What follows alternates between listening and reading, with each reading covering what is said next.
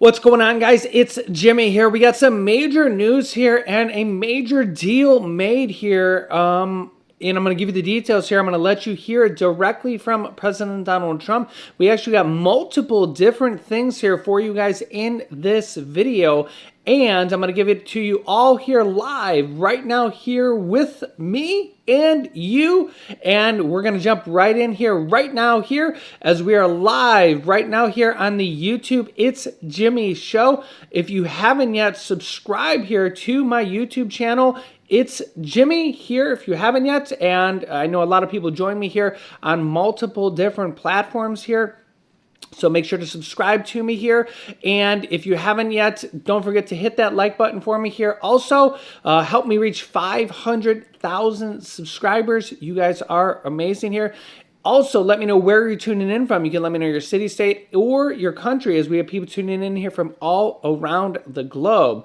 We got some big news for you guys here in this video. So let's jump right in, and we're going to go over here several different things. First, I'm going to let you hear directly from President Donald Trump here as he gives you some big news. Take a listen here. Before we begin, let me say a few words about the historic events that took place over the last few days. On Saturday, my administration helped broker a full and immediate ceasefire, I think a permanent one, between India and Pakistan, ending a dangerous conflict of two nations with lots of nuclear weapons. And they were going at it hot and heavy, and it was seemingly not going to stop. And I'm very proud to let you know that the leadership of India and Pakistan was unwavering, powerful, but unwavering in both cases. And having these, they really were, from the standpoint of having the strength and the wisdom and fortitude to fully know and to understand the gravity of the situation. And we helped a lot. And we helped also with trade. I said, come on, we're going to do a lot of trade with you guys. Let's stop it. Let's stop it. If you stop it, we're doing trade. If you don't stop it, we're not going to do any trade. People have never really used trade the way I used it. That I can tell you. And all of a sudden they said, I think we're going to stop. And they have. And they did it for a lot of reasons, but trade is a big one. We're going to do a lot of trade with Pakistan. We're going to do a lot of trade with India. We're negotiating with India right now. We're going to be soon negotiating with Pakistan. And we stopped the nuclear conflict. I think it could have been a bad nuclear war. Millions of people could have been killed. So I'm very proud of that. I also want to thank Vice President Vance and Secretary of State Rubio for their work and efforts. They worked very hard on that. We also, as you know, created a situation where the Houthis, for the first time ever, have ceased firing, and they've let it be known that they're not going to be firing at American ships anymore, not going to be firing at Americans anymore. This was a heavy barrage that lasted for approximately 50 days. And as you know, they've been in war essentially for forever. But over the last 10 years, they've been very difficult for other countries. Nobody was able to do what we did. But they stopped, and we take their word for it. Their surrogates and them directly said, we don't want to do this anymore. And so we were satisfied with that. In addition, yesterday we achieved a total reset with China after productive talks in Geneva. Both sides now agreed to reduce the tariffs imposed after April 2nd to 10% for 90 days as negotiators continue in the larger structural issues. And I want to tell you that a couple of things. First of all, that doesn't include the tariffs that are already on, that are our tariffs, and it doesn't include tariffs on cars, steel, aluminum, things such as that, or tariffs that may be imposed on pharmaceuticals, because we want to bring the pharmaceutical businesses back to the United States, and they're already starting to come back now based on tariffs. Because they don't want to pay 25, 50, or 100% tariffs, so they're moving them back to the United States. I spoke to Tim Cook this morning, and he's going to, I think, even up his numbers, 500 billion. He's going to be building a lot of plants in the United States for Apple. And we look forward to that. I really do look forward to that. But the talks in Geneva were very friendly. The relationship is very good. We're not looking to hurt China. China was being hurt very badly. They were closing up factories. They were having a lot of unrest. And they were very happy to be able to do something with us. And the relationship is very, very good. I'll speak to President Xi maybe at the end of the week. We have some other things we're doing. But one of the biggest things that we're doing, and I don't know if people realize this, but we made a great deal with China, great trade deal. But it was a much bigger deal originally, and then they canceled it right in the last day.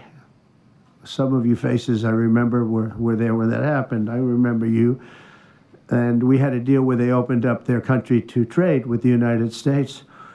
And they took that away at the last moment, and then I canceled the whole thing. And then 6 months later, we ended up doing a smaller deal. But it was a big deal. It was $50 billion worth of product that they were going to purchase from our farmers, et cetera. And we agreed to that. People thought it was 15 because they were doing 15. We made it 50 because I misunderstood the 15. I said, you got to get 50. Because when I asked, if you remember the story, when I asked, what are we doing with them? My Secretary of Agriculture at the time, Sonny Perdue, said, sir, it's about 15 billion and we're asking for 15. And I thought he said 50. So I said, so they came back with the deal at 15. And I said, no way, I want 50 because you said 50. They said, sir, we didn't say that. Anyway, bottom line, I said, go back and ask for 50. And they gave us 50. And they were honoring the deal. And we would call them up a lot for the corn and for the wheat and for everything. They were honoring the deal. And then when Biden got in, they no longer honored the deal. There was nobody to call. I would call on an average of once every 2 weeks to say, come on, you have to speed it up a little bit. And our farmers were doing great. I said to them, buy more land and bigger tractors, if you remember. That's what happened. But the deal was a very good deal. But the best part of the deal was that we opened up China. China agreed to open itself up to American business to go in. And it would have been a great thing, I think, for China. They would be able to see things that they haven't seen. They would be able to buy products that they had never been able to buy. Would have been great for American business. I think it would have brought unity between China, better unity between China and the United States. And the bottom line is that they canceled it the last day. We were all set to sign it, and then I went a little bit angry. I got a little angry. I said, they canceled the deal. The deal was done. It was all ready to be signed, and people went over, they came back to me, sir, they don't want to sign the opening up China. Well, the biggest thing that we're discussing is the opening up China, and they've agreed to do that, but it's going to take a while to paper it. You know, that's not the easiest thing to paper. But that's the single, I think, to me, some people would disagree. Some people would say we're getting a lot of money with tariffs or whatever, but, you know, especially when you add what we already have, because remember, we're already getting the 50% on steel and different things. That's not included in these numbers, so you can add that. But the biggest thing to me is the opening up. I think it would be fantastic for our businesses if we could go in and compete with China. It would be a lot of jobs for China. It would be, I think, at a time when they can frankly use the jobs. And that's what we're talking about. So that's a very, very important element to add. So when Scott, I watched him speak the other day, and I think he didn't want to say it, but I said, it's okay to say it. Look, if we don't get it, we don't get it. But if we don't get it, it won't be a positive thing. But if we do get it, I think it's maybe the most important thing to happen. Because if you think about it, we opened up our country to China. They have very few restrictions. And they didn't open their country to us. Never made sense to me. It's not fair. And they've agreed to open China, fully open China. And I think it's going to be fantastic for China. I think it's going to be fantastic for us. And I think it's going to be great for unification and peace. China will also suspend and remove all of its non-monetary barriers. They've agreed to do that. Well, they're very numerous. But again, to me, the biggest thing that came out of that meeting is they've agreed. Now we have to get it papered, but they've agreed to open up China. Going to be great for everybody. Okay, so let's go over some of the details here of what he said. So the stock market came roaring back here when he announced some of this, that they will be pausing for the time being over the next 90 days as they sort through some of this, that the tariffs between China and the U.S. will be paused over the next 90 days, and they agreed to suspend most tariffs on each other's good in a move to show thawing of trade tensions between the world's two largest economies. The deal means reciprocal tariffs between both countries will be cut. The China paused or will reduce tariffs from 125% to 10% and from U.S. selling to China, and the U.S.'s tariffs on China will be reduced to 20%.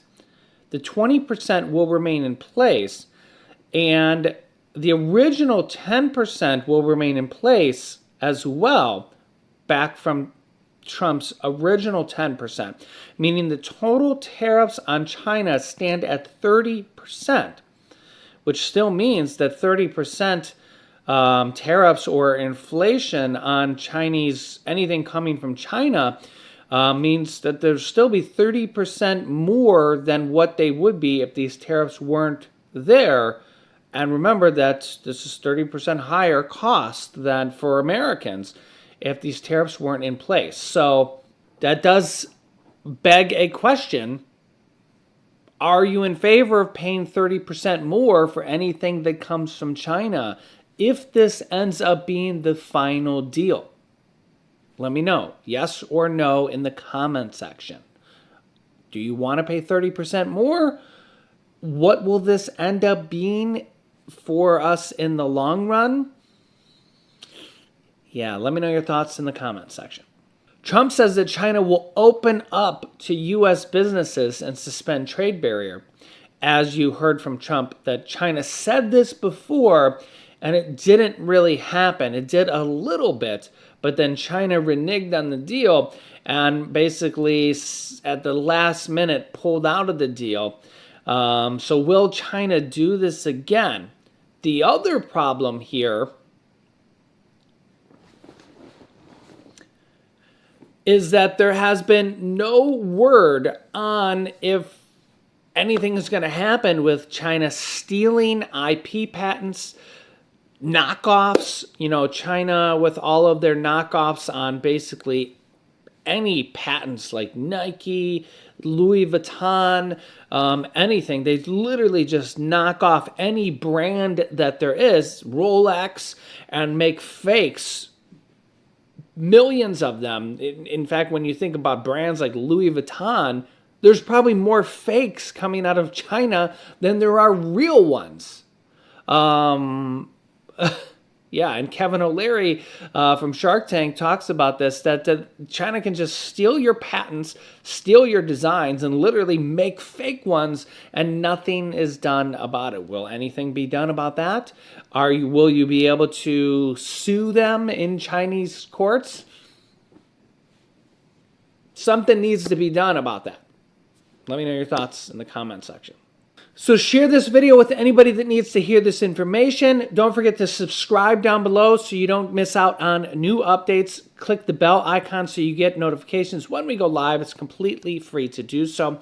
Click here to see new details on Trump's stimulus plan coming here soon. Thanks for watching.